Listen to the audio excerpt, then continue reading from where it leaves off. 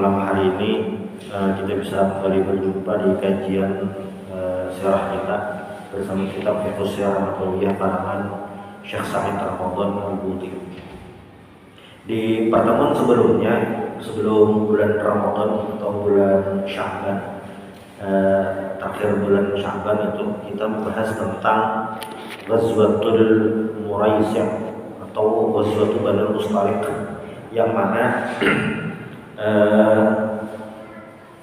ghazwah itu kan pertempuran yang diikuti Nabi. Ada ghazwah, ada sariyah. Ghazwah itu Nabi ikut, sariyah Nabi mengutus pasukan, mengirim pasukan. Nah, Ghazwatul Muraisiyah atau Ghazwatul Bani Mustaliq ini, Banul Mustaliq ini adalah ghazwah yang diikuti oleh kaum munafik. Nah, kayak perang Badar, keempat Ghazwatul Uhud, putar balik. Nah, Ghazwatul Bani Mustaliq ini mereka ikut. Kenapa? Karena secara hitung-hitungan di atas kertas persentase kemenangannya tinggi. Nah, kita ikut aja nih, pasti menang. Nah, itu. Makanya mereka ikut. Nah, namun selain peristiwa yang terjadi di Ghazwatul Muraisi, ada peristiwa lain yang masih berhubungan dengan Ghazwatul Muraisi. Apa itu? Haditsul ifki atau khabarul ifki, berita bohong, atau ini yang diberikan oleh Allah Subhanahu wa taala dalam surah An-Nur ayat 11 sampai 20 tentang berita bohong dusta.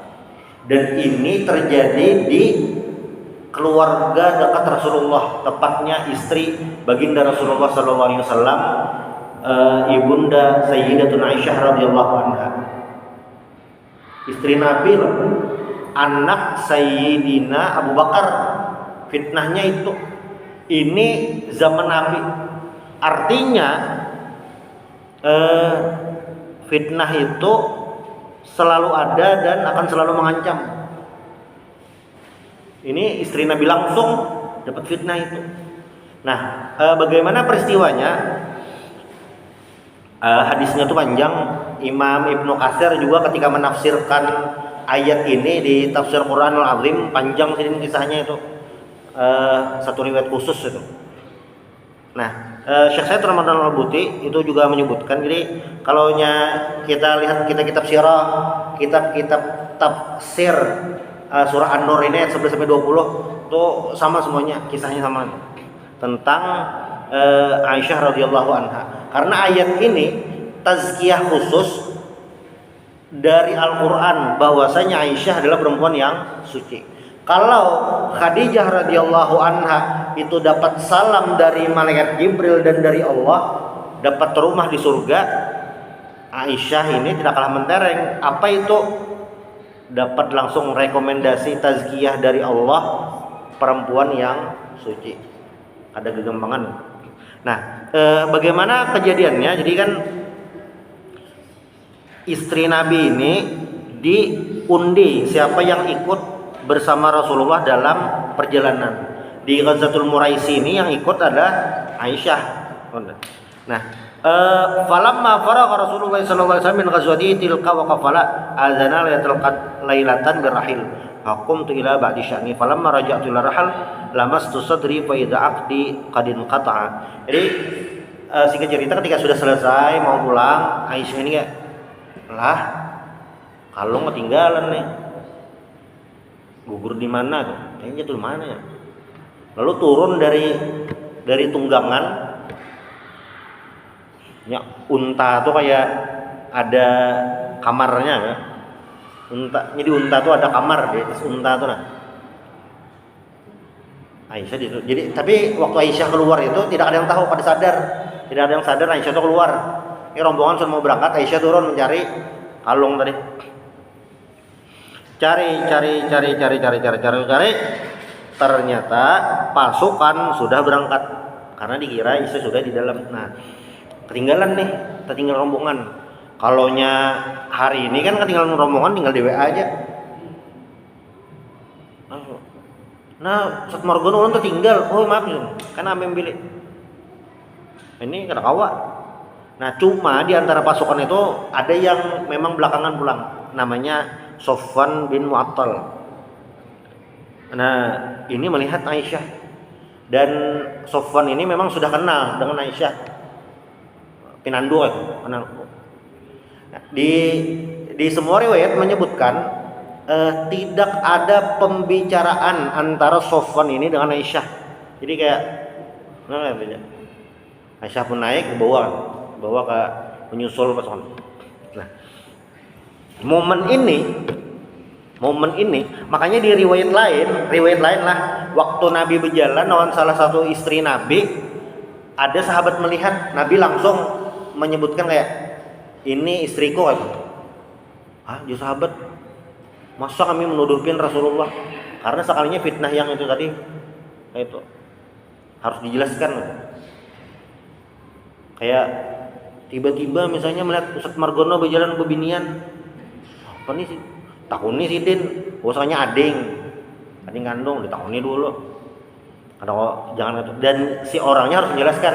Makanya pernikahan itu harus disiarkan, jangan sembunyi-sembunyi supaya orang tahu, oh ini pasangan halal. Kayak itu. Ada yang nikah batin lain.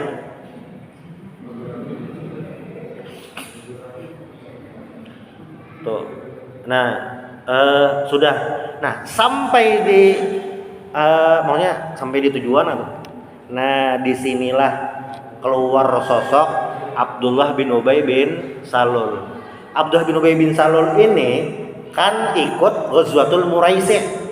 Jadi masih, kalau sinetron itu masih satu episode yang bersandingan. Kalau Ghazwatul Muraisih episode 11-nya, Hadithul Ifk ini episode 12. Abdullah bin Ubay bin Salul ini masih satu paket, berada di momen-momen itu.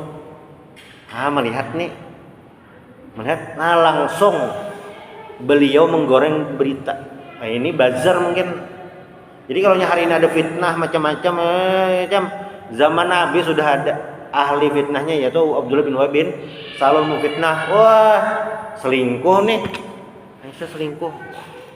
Dan itu terjadi berapa lama? Sebulan. Dulu waktu di pondok lah, Ustadz tuh berkisah tentang Dajjal. Dulu masa ada orang terpengaruh lawan Dajjal, didustai itu hakun.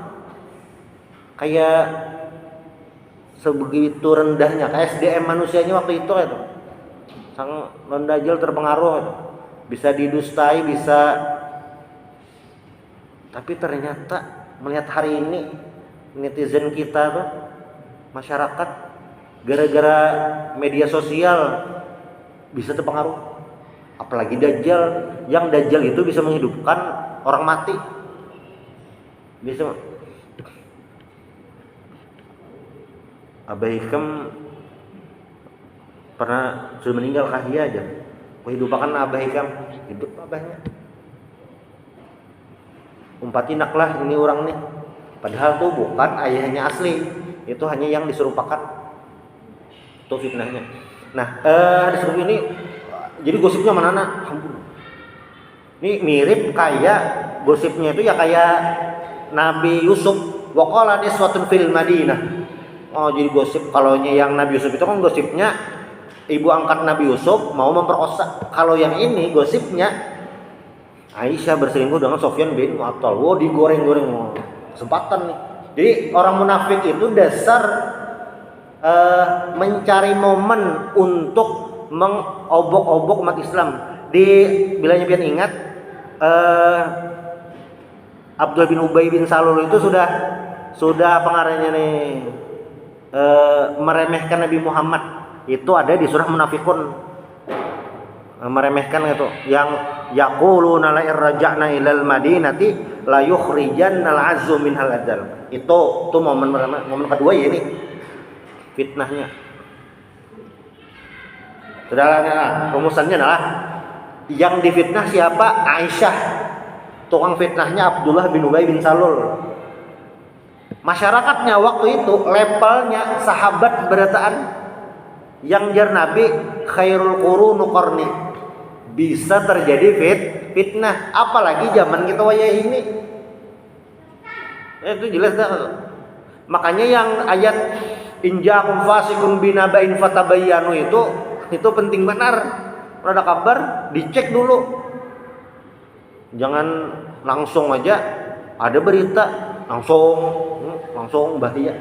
Itu fitnah. Ini zaman Nabi kan. Wahyu lagi turun, malaikat Jibril masih bolak-balik mengantarkan wahyu. Fitnahnya terjadi. Kecolongan. Sudah Aisyah ini habis pulang tuh kayak garingan. Kada tahu gosip yang beredar. Sampai momen di mana Aisyah ini berjalan dengan Ummi Mistah. Ummi Mistah ini keluarga Sidin juga. Keluarga Sidin miskin kan. Nah, jalan-jalan. Nah, lalu Ummi Mistah ini menyumpahi anak Sidin, Mistah bin Asasah. Menyumpahi anak Sidin. Kayak bahasa pokoknya menyumpahi anak Sidin, Mistah bin Asasah. Lalu Aisyah terkejut, kenapa dia menyumpahi Mistah bin Asasah? Makanya veteran Badar, ahli Badar, syahida Badran. Karena orang yang empat perang Badar ini memiliki posisi penting di antara level-level sahabat. Nah, Mistah ini termasuk veteran Badar. Tapi yang mama Ummu Mistah tadi di hadapan Aisyah menyambati, Mistah tuh dasar juga atau diuntung.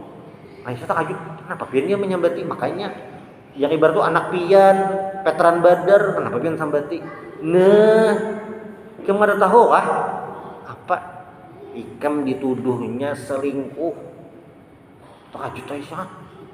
Si Dini nggak tahu, mungkin garing itu, Mbak itu garing nggak tahu. Ini mungkin beberapa hari sudah, Aisyah tahu. Yang difitnah ini hanya tahu.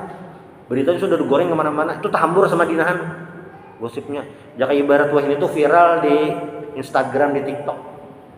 Sudah banyak yang melihat dah. Tambah garingnya ya, aduh kenapa? Bingung tuh. Sebenarnya sahabat mendengar kabarnya tuh. Nah, sampai ujar Aisyah, wa baqaitu tilkal laila hatta asbahtu.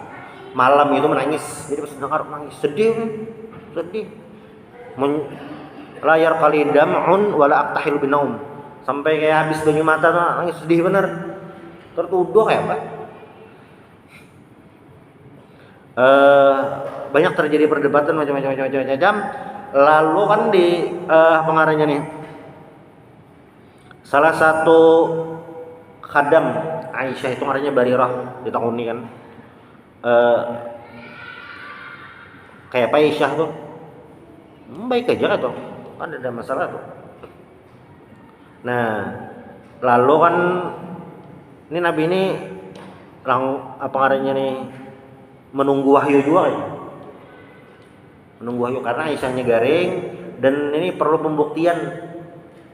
Gosipnya kemana-mana kan, kita kenapa jadi Nabi kada langsung aja kayak kada fitnahnya ini luar biasa dah. Sudah wahyu belum turun lagi, jadi perdebatan gitu. Bahkan Buhan Aus lawan Khazraj itu di masjid hendak bakalahi gara-gara betuduhan gitu. Nah, siapa yang menyebarkan fitnah nih ya? Jar Sa'ad bin Mu'adz. Sidin itu kan orang Aus, suku Aus. Bilanya yang menyembati pian ya Rasulullah Buhan Aus, kan ulun timpas. Tapi bilanya Buhan Khazraj, kami serang. Buhan Khazraj kayak itu juga menyahote Sa'ad bin Ubadah. Nabi jar bilanya pengarangnya nih Buhan Khazraj menggawe ulun atau. Tapi bilanya Aus manu ulun kami serang. Anak berserangan nih dah Aus dan Khazraj. Anak nih CLBK perang saudara. Nah, kita nak perang belum gara-gara itu. Lalu Nabi damaikan gara-gara fitnah nih. Sudah. Lalu Nabi mendatangi Aisyah, singkat kisah lah mendatangi Aisyah. Jar Nabi Nabinya di riwayat itu bersikap dingin. Karena ini ya tadi fitnahnya luar biasa. Lalu jar Nabi kan ini singkatnya bilanya nalah Amma ya Aisyah, fa innahu qad balaghani anka kadza wa kadza. Ya Aisyah, aku dapat kabar tentang engkau ini. Fa in kunti bari'atan fasayubri'ukallahu. Kalau kamu memang terbebas dari tuduhan ini, memang tidak melakukan, maka Allah yang akan memberikan pengumumannya. Tapi wa in kunta almamti bi dzambin fastaghfirillah wa tubu ilaihi. Tapi bila kamu melakukan itu, beristighfarlah kepada Allah, minta ampun. Sedih nih. Lalu kan Aisyah kan bertakun, faqultu li abi. Lalu Aisyahnya bertanya kepada ayahanda beliau Abu Bakar, ajib anni Rasulullah, wallahi la adri ma aqul. Lalu faqultu li ummi ajibi anni, faqalat wallahi ma adri ma aqul. Bah kayak ulun jar Abu Bakar, nah orang tahu juga. Takoni Mama Sidin, kayak ulun tahu juga. Bisa kan tahu nih. Fitnahnya besar. Bahkan kan Nabi ada dua pilihan tadi. Bilanya kamu terlepas, Allah memberikan jawaban. Bilanya ada, bertobat. Ini fitnahnya luar biasa. Dan seperti macam-macam. Nah, Umi Mastah tadi kan menyumpahi anak Sidin. Mastah bin Asasah itu sebujurannya keluarga Abu Bakar, maksud sepupuan aja kan. Dan Mastah ini, Mastah bin Asasah yang veteran Badar tadi, yang termasuk menyebarkan isu, termasuk menuduh, ini miskin dan diongkosi oleh Abu Bakar. Ya, menibar pepatah Indonesia itu air susu dibalas air tuba. Ini lain air tuba lagi bang, air peceran kayaknya. Kayak itu. Karena fitnah tadi lah. Cuma kan imbah kejadian ini, maksudnya ya dampuni Allah Ta'ala, aman dah. Ini waktu kejadian itu kan. Orang parak padahal. Mastah tuh orang dekat Abu Bakar secara nasab. Betul. Lalu juga dibantu Abu Bakar secara ekonomi. Kurang dekat apa itu? Ini tuh fitnah. Saking fitnahnya ini luar biasa. Cuma kan imbah kejadian ini diampuni oleh Allah Subhanahu Wa Ta'ala. Itu Mastah. Lalu itu satu orang. Lalu ada lagi yang lain, bertiga. Hasan bin Thabit lawan Hamnah atau Himnah binti Jahash. Himnah atau Himnah binti Jahash ini saudari Zainab binti Jahash. Zainab itu istri Nabi. Orang parak juga. Kan Aisyah istri Nabi, Zainab istri Nabi. Nah Zainab tuh punya saudari, namanya Himnah atau Hamnah. Itu termasuk yang menyebar fitnah tadi juga, atau menuduh berzina tadi. Cuma pada akhirnya mereka dihukum, diampuni oleh Allah Subhanahu Wa Ta'ala. Sudah. Lalu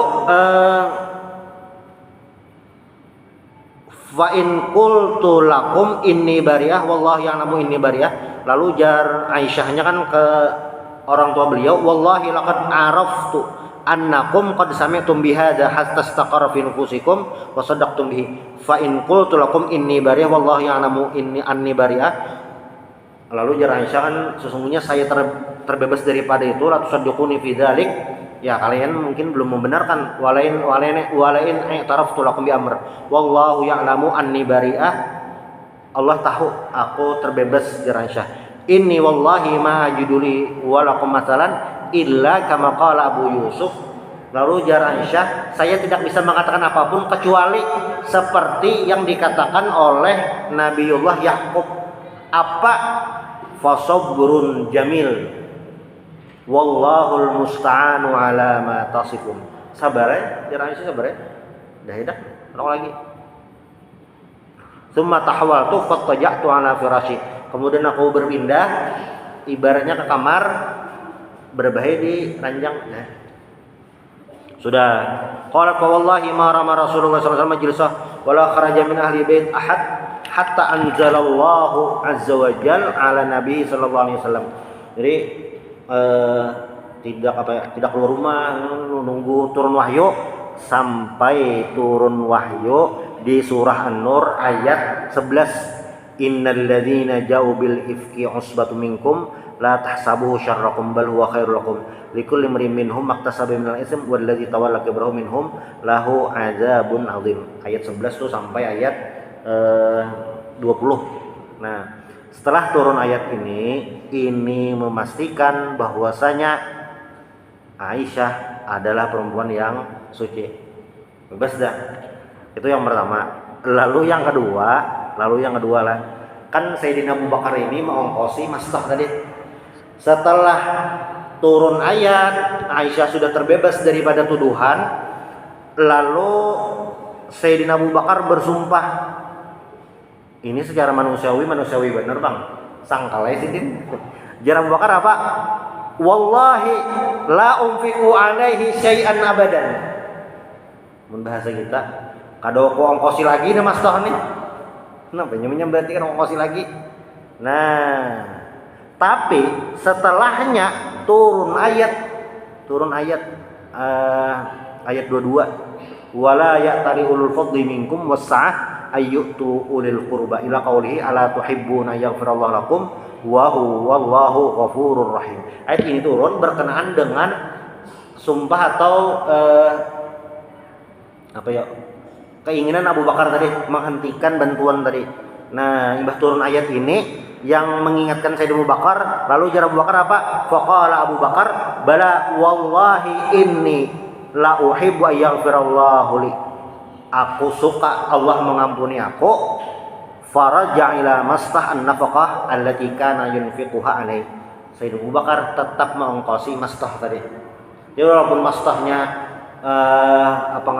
menyebarkan tuduhan tadi, tapi Sayyidina Abu Bakar ketika diberi pengingat lah di ayat 22 tadi yang wala yatalul fadli minkum itu, Sayyidina Abu Bakar tetap meneruskan mengongkosi Mastah bin Asasah ini. Nah, summa kharaja sallallahu alaihi wasallam ilan nas faqatabahum. Nabi pun berkhutbah wa tala alaihim ma anzalallahu ta'ala minal Qur'an fi dzalik.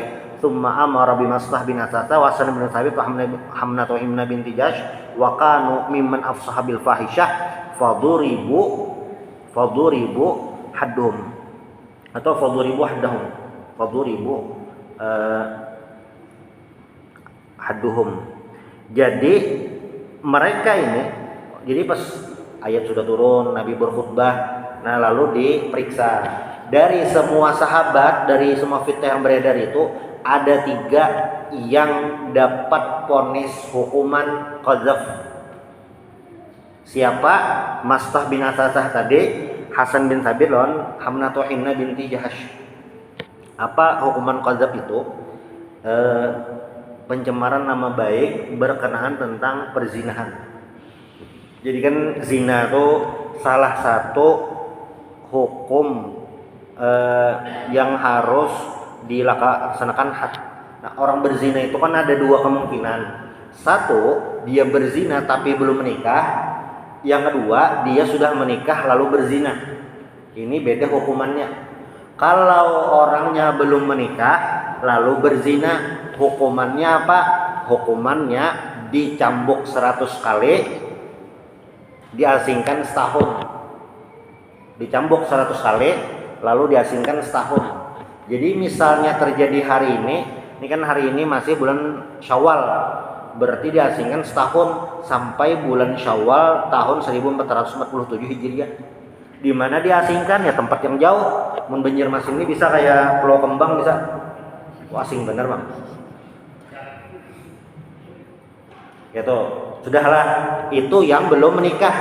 Nah, kalau yang sudah menikah dirajam. Dirajam itu apa? Dikubur hidup-hidup, sisa kepala dilempar pakai batu sampai mati. Dan batunya itu harus batu yang kecil, tidak boleh yang besar. Karena bilanya besar langsung pindah alam. Kalau yang kecil itu lambat matinya. Nah, itu. Dan harus di tempat yang banyak orang lewat. Bila ada orang lewat, wajib melempar batu. Itu rumus, itu cara pelaksanaan hukumnya. Jadi dosen kami itu pernah berkisah orang Saudi waktu kuliah. Jarsidin. Apa ngarannya? Algojonya tuh ada. Algojo yang melempar batu tuh nah. Karena kayak orang kita tuh nah. Bahasa Banjarnya maras. Nawak orang maras kan. Tapi ada algojo aslinya. yang mungkin ini mulah sampai mati itu nah. Ditawak, menawaknya kayak ini seminggu ada mati. Kelaparan bener kayaknya. Marah itu. Jadi ada algojonya. Algojonya itu jar menawak batu tuh kena burung saking bibiknya. Ada algojonya. Itu kisah Zidin manglah. Nah, di zaman Rasulullah pernah ada perempuan yang kena hukum rajam nih. Dia berzina, mengaku pada Rasulullah, dia Nabi sampai melahirkan, datang lagi sampai selesai menyusui baru dihukum rajam. Sudah. Apa hikmah dihukum ini? Kalau yang jomblo tadi dicambuk lawan diasingkan, yang sudah menikah dirajam.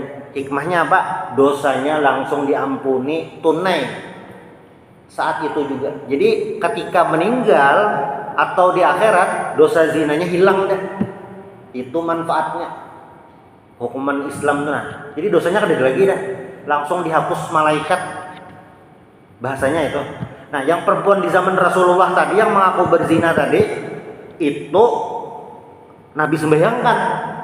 Sahabat kan bingung, kenapa biar Nabi menyembahyangkan perempuan berzina itu? Kan dia pendosa. Wah, jangan salah ya Nabi. Kalau seandainya maghfirahnya itu dibagi, misalnya maghfirahnya itu bentuknya duit, itu kalau dibagi ke 70 penduduk Madinah, karena ampunan Allah itu nah dengan perempuan tadi luar biasa. Nah, terus lagi lah. Sebelum hukum qadzaf tadi, zina ini ada dua cara untuk mengetahui. Di zaman Nabi itu cara pertama ikrar, pengakuan si pelaku. Tapi entah ulun kurang belajar kan membaca kitab kurang lah. Di riwayatnya itu cuma perempuan yang mengaku, lakiannya ada. Kan mungkin zina sorangan. Itu pang jadi Jepang ini hubungan badan lawan boneka. Itulah yang zina itu kan manusia. Dalam riwayat belum ketemu lah, entah kurang membaca kah itu, entah belum mencari di AI kah, di psikar tahu pokoknya, kada ketemu lakiannya, ibinannya aja tuh. Nah, ini ikrar pengakuan si orangnya. Dan di zaman Nabi itu si perempuannya itu tidak langsung diterima, dicek dulu, mabuk kan, penginum zinet kan, dan salah mengaku, kadang waras itu ikrar. Nah, sebenarnya perempuan ini misalnya lah kan mengaku misalnya hari Senin sudah. Lalu sebulan kemudian misalnya mengaku bulan April, bulan Mei mencabut pengakuan, jadilah dihukum tidak jadi karena bersama pengakuan. Dan itu yang pertama di zaman Nabi karena pengakuan. Yang kedua ini sangat sulit terjadi. Apa itu? Penggerebekan. Penggerebekannya itu ngalih. Apa ngalihnya? Yang melihat harus 4 orang itu minimal. Omong 10 bang itu nomor. Apa 10 kita cari? 4 orang ini harus soleh, adil semuanya. Sebanyak itu penyembah yang rajin sholat, rajin mengaji, rajin menabung, rajin bersedekah, soleh semuanya, rajin puasa, rajin qiyamul lail, adil berempatnya. Kalau 3 rajin sholat, yang seikong nih kada tapi penyembahyang, bulan puasa minum es niur di pinggir jalan, batal dah. Jadi 4-nya ini harus soleh sudah. Dan melihat harus di waktu yang sama waktunya.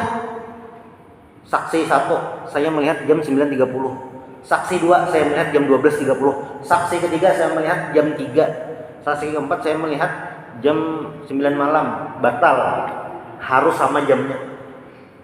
Aku ngalih jamnya sama ya, non-bar berarti ya, kita non-bar ya. Apalagi tempatnya sama, walaupun jam sama. Saya melihatnya jam 8 pagi di Hotel Oyo. Nah, saya melihat di ini beda-beda tempatnya, batal juga sama. Sudah. Dan yang terakhir ini ngalih sangat sulit ya. Melihatnya harus jelas, tidak boleh buram. Kada boleh melihatnya itu ya Rawan harus jelas. Dalam bahasa fikih itu kayak memasukkan benang dalam jarum. Harus jelas. Jadi bilanya modal CCTV aja ada awal lagi. Ya harus jelas. Oh ini kali bener terjadi nih. Orang soleh mana kurang gawian hendak nonbar. Kita cari ya. Yang ada di wadah kita itu, misalnya lah di suatu tempat itu di komplek kami Bang.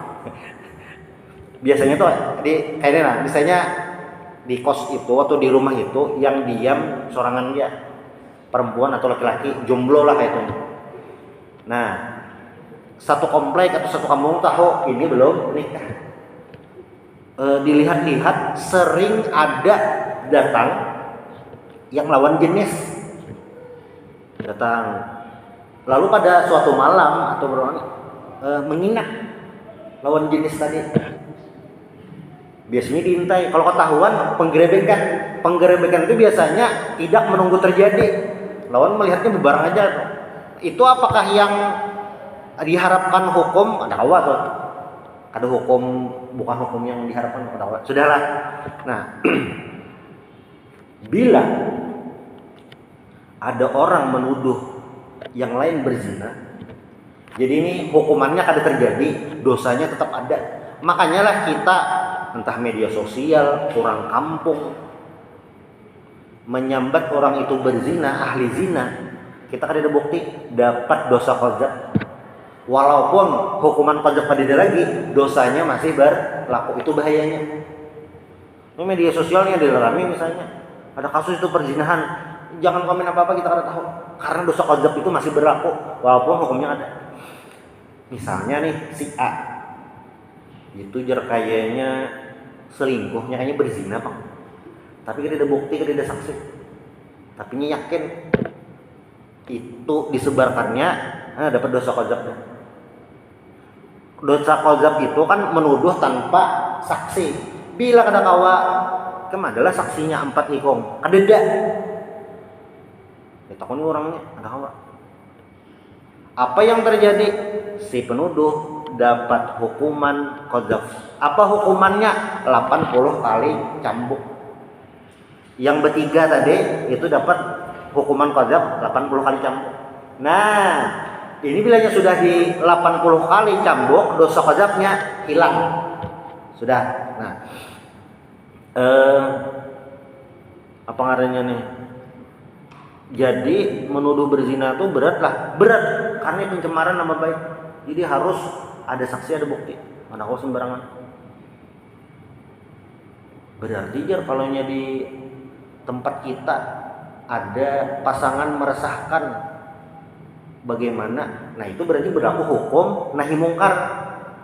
Nahi mungkar itu kan didatangi baik-baik. Kada perlu menuduh kemzina aja. Kada usah tuh. Jangan membawa lawan jenis, mohon hormati warga di sini. Nah itu juga. Jangan langsung pada berzina tuh. Jadi di komplek kami semalam, pasti di rumah ulun pulang mau. Kami lagi interogasi, ibu-ibu ini ada aja kayak pasti kan menggawinya loh aja. Kami interogasi, lagi menakuni karena jadi kisahnya tuh lakian sorangan di kos, dasar belum kawin. Ada momen di mana memalamakan bebinian, alasannya hujan. Kayak itu, dasar kelihatannya tuh pas bulik pagi, biniannya bulik dari rumah tuh artinya kan tuh malam. Nah, lalu beberapa hari kemudian ada yang hendak memalamakan pulangnya. Ada indikasi kayak itu. Nah, sebelum itu terjadi, langsung digerebek maksudnya didatangi, ditakuni. Nah, itu lagi masa interogasi. Nah, interogasi itu jangan langsung ikem pasti hubungan badan lo pasti berzina. Kan boleh itu. Langsung dipadahi, jangan lagi hormatnya kayak gitu. Ibu-ibu nih beberang aja tampaknya. Kada mungkin serumah bermalaman kada dijapai-japai gitu. Itu ada boleh itu. Walaupun secara logika manusia itu mungkin terjadi. Karena itulah ini berat. Nah, itu yang hukuman qadzaf nih. Itu bahaya. Qadzaf ini sederhana Bang. Tapi dosanya tetap berlaku. Dan waya ini kayaknya banyak orang yang kayak itu. Ada sembarangan. Bahkan ahli zina pun nggak tuh. ahli zina. PSK. Selama PSK-nya kada terang-terangan itu kada kawa berlaku yang hukum ini juga tuh. Nahi mungkar bang tetap berlaku lah, jelas tetap berlaku. Berarti tetap ditegur. Kecualinya terang-terangan tuh mulai sepanduk di muka rumah, siapa nak memesan ulun. Itu jelas benar gitu. Nah, selama kada terang-terangan nahi mungkar tetap berlaku dengan cara yang sesuai. Itu. Nah, jadi itu yang hadisul ifki tadi. Jadi tuduh ini zaman Nabi sehebat apa tetap kena fitnah. Bahkan yang kena hukuman ini sahabat beneran. Nah, tapi setelah kejadian ini sudah dihad, dosanya sudah diampuni. Sayyidina Abu Bakar yang ingin membatalkan bantuan tidak jadi membatalkan, tetap terus. Walhasil dengan ayat ini yang ayat 11 sampai 20 itu membuktikan Aisyah adalah perempuan yang suci. Dan juga dengan kejadian ini juga yang namanya fitnah itu pasti berbahaya dan bisa terjadi kepada siapapun. Makanya yang ayat injakum fasiqun binabain fatabayyanu itu ayat yang harus jadi prinsip kita. Mana ada berita dicek dulu. Dicek dulu. Berita baik atau buruk. Kalau berita baik, ada berita baik kita cek dulu. Ustaz Margono dapat beasiswa ke Irak, S2 di sana. Dicek dulu tokonya. Karena salah pengumuman. Belum pengumuman Ustaz Margono ada tahu. Sudah mengganti kaum dah. Dicek dulu. Berita buruk sama dicek juga. Ini fitnah ini kan gara-gara belum mencek beritanya atau apa. Itu bahayanya. Nah, itu sudah